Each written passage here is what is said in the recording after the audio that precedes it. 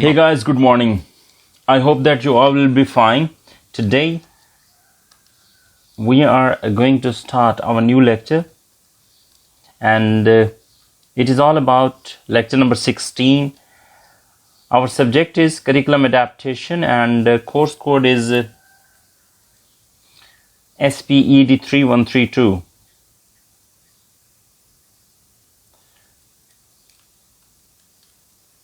Student, today we will discuss 4.2 curriculum structure.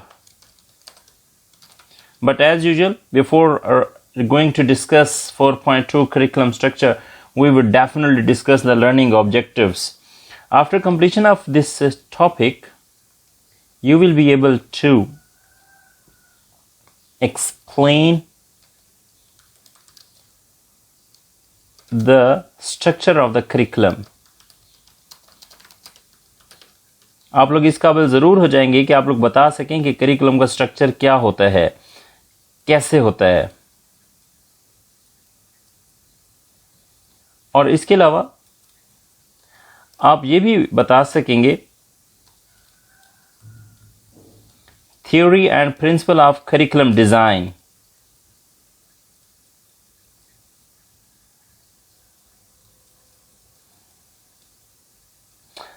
ये हमारे दो लर्निंग ऑब्जेक्टिव हैं जो कि हमने इस सब्जेक्ट के हवाले से सेट आउट किए हैं। Let's start our discussion today. 4.2 curriculum structure. सबसे पहले हम इसके इंट्रोडक्शन की बात करते हैं। स्टूडेंट, आप लोग जानते हैं कि करिकुलम के हवाले से हम जो हमारा एक जो बेसिक कॉन्सेप्ट है, करिकुलम क्या है? Overall activities of the school. School के अंदर जितनी भी एक्टिविटीज़ होती हैं वो सारी करिकुलम के ज़ुमरे में ही आती हैं, और इन एक्टिविटीज़ को हम दो हिस्सों में डिवाइड करते हैं। We divide these activities into two categories. One is related to academic and second is related to cocurricular. Academic तो वही है ना जो क्लासरूम में होती हैं, और को करिकुलर जो क्लासरूम से बाहर but in the premises of the school. For example assembly, बज़्म अदब, स्पोर्ट्स का line event or any festival in school premises, so that refers to co-curricular. So both kind of activities are considered as curriculum. So हम इसी concept को mind में रख करके आज करिकुलम का स्ट्रक्चर डिस्कस करेंगे।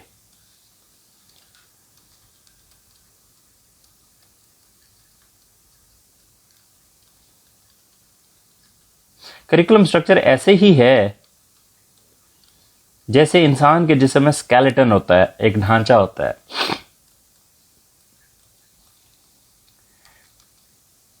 और इंसान का जो स्केलेटन है वो कैसा होता है? स्ट्रांग होता है, यानी कि मजबूत होता है, और बैलेंस में होता है। और ये जो इंसान की जो बॉडी होती है, इंसान का जो जिस्म, जिसकी मैं एग्जांपल दे रहा हूँ, इंसान का जो स्केलेटन होता है बेसिकली, और ये तो चलें इसकी खासियत होगी कि ये स्ट्रांग भी है और बैलेंस भी है। तो फंक्शन क्या है? बेसिकली ये जो ढांचा है, ये जो स्केलेटन है, हम हर जो भी एक्टिविटी हम अपनी ज़िंदगी में करते हैं ये उसको सपोर्ट करता है और उसको डायरेक्शन देता है कि उस एक्टिविटी को सही तरीके से परफॉर्म किया जा सके। और ये भी इसने बताना है कि प्रेजेंट क्या किया जा रहा है। मतलब स्केलेटन की मूवमेंट से हमें पता चलता है what is going to be happen. इसमें बहुत ज़्यादा केयरफुल कंसिडरेशन की ज़रूरत होती है और प्लानिंग की भी ज़रूरत होती है।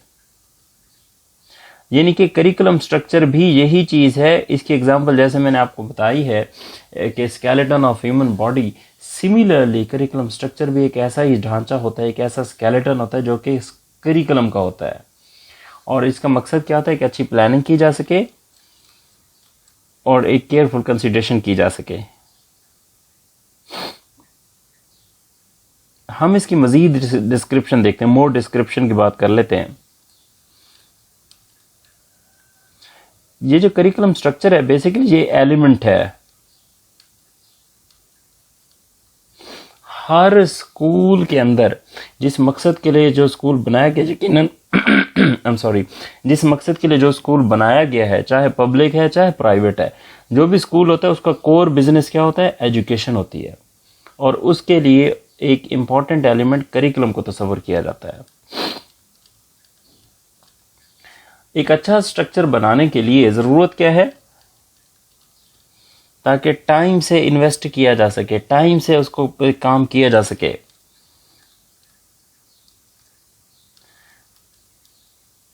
और timely energy and expertise use की जाए। This investment is important to maximize the educational experience for each student and to produce the students who are able to practice effectively, efficiently, and with compassion in a world that is experienced ever more rapid changes in knowledge, technology, and cultural mores. अब जरा इसको समझते हैं कि हमने ये क्या सुना है।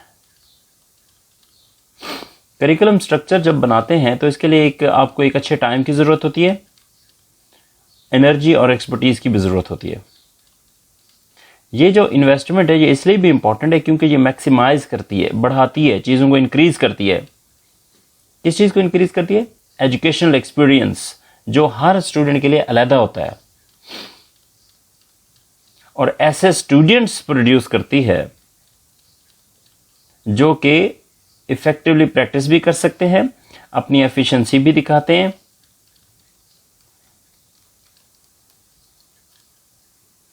और उस दुनिया के साथ कंपैशन हो जाते हैं, सिंपैथेटिक हो जाते हैं, जिसमें नॉलेज की दुनिया में बार बार रैपिड चेंजेस हो रही होती हैं। टेक्नोलॉजी भी चेंज हो रही है टाइम टू टाइम, और कल्चरल चेंजेस भी हो रही हैं टाइम टू टाइम। इसी वजह से करिकुलम फर्स्ट स्टेज है इस सारे प्रोसेस में। और ये भी जहन में रखें कि जब भी हमने किसी बच्चे की अगर इवैल्यूएशन करनी है तो curriculum is the first stage, और ये डेवलपमेंट की भी पहली स्टेज है, जो इसलिए बहुत ज़्यादा ज़रूरी है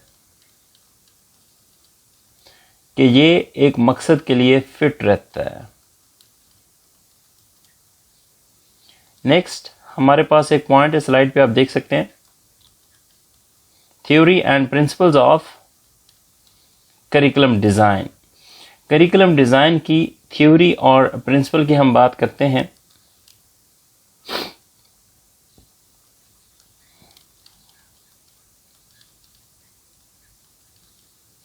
करिकुलम को डिफाइन किया जाता है as a planned learning experience, यानी कि करिकुलम को as a planned learning experience के डिफाइन किया जाता है। जबकि जो ट्रेनिंग या एजुकेशन का जो एम होता है वो ये होता है कि स्टूडेंट को इस काबिल बनाया जाए कि वो सीखें, लर्न करें।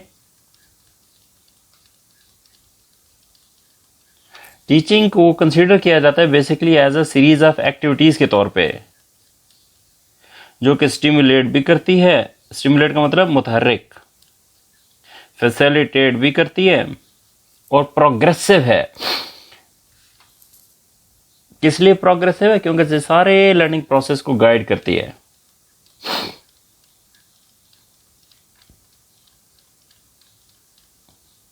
और स्टूडेंट्स को लाइफ लॉन्ग लर्निंग की जानिब डायरेक्ट करती है। जितनी भी टीचिंग एक्टिविटीज हैं ये हमेशा स्टूडेंट्स की लर्निंग और डेवलपमेंट के लिए ही फोकस्ड होती हैं। दैट इज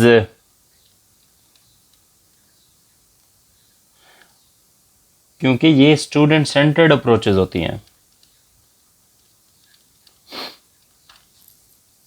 मुख्तलिफ टेक्स्ट बुक्स में मुख्तलिफ प्रिंसिपल्स डिफाइन किए जा चुके हैं और इन प्रिंसिपल्स का ताल्लुक टीचिंग और लर्निंग प्रोसेस से होता है।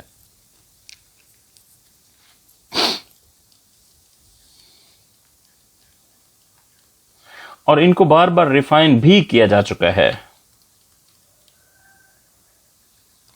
इसके लिए कुछ पॉइंट्स हैं जो मैं आपको बताना चाहूंगा। लर्निंग की डेफिनेशन देखा जाए तो learning is an activity of the brain that principally acts to best effect during self study. Learning क्या है, कब बेहतरीन बनती है, जब सेल्फ स्टडी की जा रही हो। सफिशिएंट रेलिवेंट प्रायर नॉलेज, पहले से मौजूद जो काफी नॉलेज होता है, is a prerequisite to learning, learning के लिए एक प्री रिक्वायरमेंट है। Finding the entry level to new knowledge is important, और न्यू नॉलेज में जाने से पहले, नया नॉलेज लेने से पहले आपके पास पहले से नॉलेज होना जरूरी है। तीसरा पॉइंट है students will learn more, students ज्यादा सीखेंगे if the material is meaningful and relevant to them, अगर मटेरियल रेलिवेंट भी है और इंपॉर्टेंट भी है, मीनिंगफुल भी है उनके लिए, यानी कि उनके लिए यूजफुल भी है।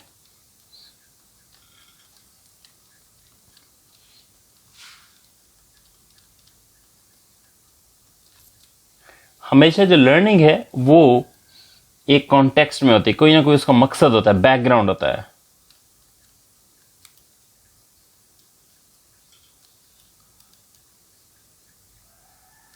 फॉर एग्जाम्पल टीचिंग और लर्निंग जो मेडिकल सब्जेक्ट्स की होती हैं,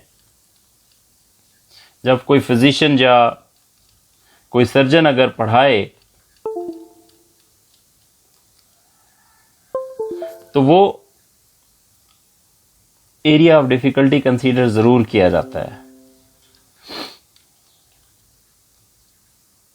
एक स्टूडेंट को प्रैक्टिस की जरूरत होती है ताकि लर्न भी करे और नॉलेज में एक बेहतरीन सलाहियत हासिल करे और तमाम सलाहियतें हासिल कर सके।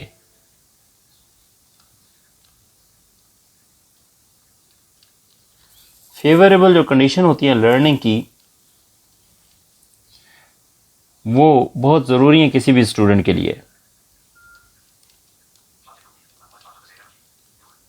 मटेरियल जो लॉजिकल ऑर्डर में प्रेजेंट किया जाता है वो इजियर टू लर्न होता है, हमेशा सीखने के लिए बहुत अहम होता है, आसान होता है। ये जो प्रिंसिपल मैंने आपके साथ डिस्कस किए हैं ये करिकुलम के स्ट्रक्चर को इन्फ्लुएंस करते हैं, बहुत अहम प्रिंसिपल हैं ये। और जो टीचिंग मेथड जिनको एडॉप्ट किया जाता है, स्टूडेंट यहां पे एडॉप्ट, ADOPT मैंने बताया है, एडॉप्ट किया जाता है मतलब जैसे का जैसे है उसको वैसे का वैसे यूज करना। अगर यहां पे होता है ना अडेप्ट, ADAPT, तो इसका मतलब होता है मॉडिफाई करना, चेंज करना, मतलब जैसे लिया उसको चेंज कर दिया।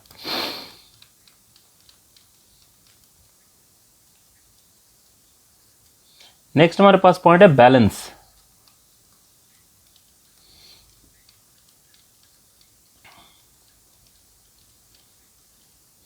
A balance is necessary between the prescriptive elements of a curriculum and the desire to produce self-directed learners। यानी कि जो प्रेस्क्रिप्टिव करिकुलम वो करिकुलम होता है जो कि प्रेस्क्राइब किया जाए, जो किसी की जानिब से जैसे डॉक्टर प्रेस्क्रिप्शन देता है मेडिसिन की, प्रेस्क्राइब करता है ना मेडिसिन, इस तरह प्रेस्क्रिप्टिव करिकुलम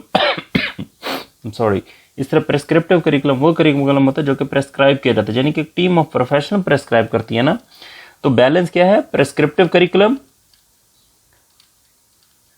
के जो प्रेस्क्रिप्टिव एलिमेंट्स हैं वो, और वो डिजायर, वो ख्वाहिश कि जिसके मुताबिक सेल्फ डायरेक्टेड लर्निंग को प्रोड्यूस किया जा सके, इन दोनों के दरमियान जो बैलेंस है वो बहुत ज्यादा जरूरी है, नेसेसरी है, मैंडेटरी है, इंपॉर्टेंट है। नेक्स्ट हमारे पास एक पॉइंट है पार्ट्स ऑफ स्ट्रक्चर।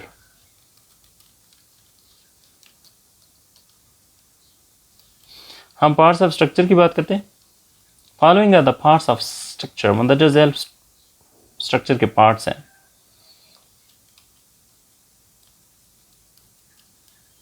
नंबर 1 है क्लियरली, मतलब करिकुलम बिल्कुल वाज़ेह आना चाहिए, स्ट्रक्चर बिल्कुल क्लियर होना चाहिए। Number 2, scheduling the time allocated during a year, यानी कि वो जो टाइम है पूरे एक साल के दौरान उसका पूरा स्केड्यूल बनाया जाए। नेक्स्ट नंबर 3 पे a module and a week and even a day, एक ऐसा मॉड्यूल बनाया जाए जो पहले पूरे हफ्ते का हो और पूरे हफ्ते के दौरान डे बाय डे का हो, यानी कि रोजाना की एक्टिविटीज डिफरेंट होनी चाहिए। ये पार्ट्स हैं करिकुलम के। नेक्स्ट पॉइंट है कमिटमेंट ऑफ द टीचर, बहुत इंपॉर्टेंट है, बहुत इंपॉर्टेंट है। कमिटमेंट ऑफ द टीचर बहुत इंपॉर्टेंट है और इस पॉइंट के अंदर गहराई है। गवर्नमेंट आपको जॉब तो दे सकती है लेकिन गवर्नमेंट आपके अंदर कमिटमेंट पैदा नहीं कर सकती। आपकी डिग्री आपको जॉब दिला देती है लेकिन उसके अंदर जो कमिटमेंट है वो तो एक ब्लेसिंग है। कमिटेड आपने खुद होना है अपने प्रोफेशन के साथ। इसी वजह से मैं बार बार आप सबको रिक्वेस्ट करता हूं कि आपने टीचर बनना है, और टीचर भी कैसा, आम टीचर नहीं बनना, एक अच्छा टीचर बनना है, क्योंकि आपने तो दुनिया में रह के नेकी कमानी है। स्पेशल एजुकेशन टीचर बनना है और इसके लिए आपको अपने आप के साथ कमिटेड होना पड़ेगा। पहले अपने साथ कमिटेड हो जाएं, फिर अपनी इस डिग्री के साथ कमिटेड हो जाएं। जो काम आप करने के लिए कॉलेज में आए हुए हैं, आपने एडमिशन लिया हुआ है, जिसके लिए आपकी तवक्कुआत है, जब आप इसके साथ कमिटेड हो जाएंगे ना, इस काम के साथ जो आप कर रहे हैं, जो डिग्री आप कर रहे हैं, ये मैटर नहीं करता कि आप कॉलेज में बैठे हैं या ऑनलाइन स्टडी कर रहे हैं। मैटर ये करते हैं आर यू कमिटेड। अगर आप कमिटेड हैं तो मैं आपको अभी आपके इसी सेमेस्टर के दौरान लिख के देने के लिए तैयार हूं कि कामयाबी आपकी है। आप टीचर भी बनेंगे और अच्छे टीचर बनेंगे, क्योंकि टीचर हर कोई बन जाता है, अच्छा टीचर कोई कोई बनता है। तो ये कब होगा, जब आपके अंदर कमिटमेंट होगी। तो करिकुलम के जो पार्ट्स जो हम लोग जो डिस्कस कर रहे हैं उसमें कमिटमेंट ऑफ द टीचर को बहुत अहमियत हासिल है। नेक्स्ट हम बात करते हैं जी responsibility of the teachers including competency. Teacher की कॉम्पिटेंसी जो कि एक जिम्मेदारी है, जिम्मेदारी के तौर पर उसको भी देखा जाता है। यानी कि टीचर को जब जिम्मेदारी दी जाती है तो ये भी देखा जाना चाहिए कि जिस करिकुलम को डेवलप करने के लिए, जिस करिकुलम को डिलीवर करने के लिए, जिस करिकुलम को इम्प्लीमेंट करने के लिए हमने जिस टीचर को सिलेक्ट किया है, आया उसकी ये जो जिम्मेदारी है इसमें उसकी कॉम्पिटेंसी, क्या वो टीचर कॉम्पिटेंट भी है, क्या वो इस रिस्पॉन्सिबिलिटी को अच्छे तरीके से परफॉर्म कर सकेगा या कर सकेगी। दिस इज़ द की, क्योंकि इन सारी चीज़ों का करिकुलम की इम्प्लीमेंटेशन से एक गहरा ताल्लुक है।